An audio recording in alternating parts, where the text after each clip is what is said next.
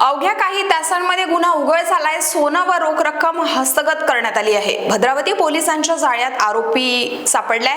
भद्रावती शहरात घडलेल्या घरफोडीच्या प्रकरणात भद्रावती पोलीस स्टेशन यांनी तात्काळ कारवाई करत अवघ्या काही तासांमध्ये गुन्हा उघडकीस आणला असून आरोपीस अटक करून चोरीचा मुद्देमाल जप्त केला आहे।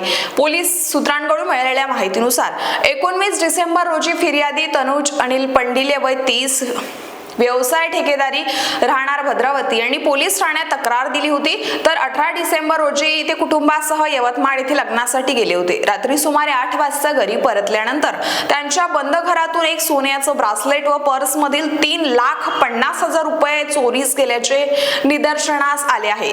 या तक्रारीवरून अन्वये कलम 305, 331, 331 अंतर्गत गुन्हा नोंद करण्यात आलाय। गुन्हा दाखल होताच गुन्हे शोध पथकाने मुखबिरांच्या मदतीने तपास सुरू केलाय।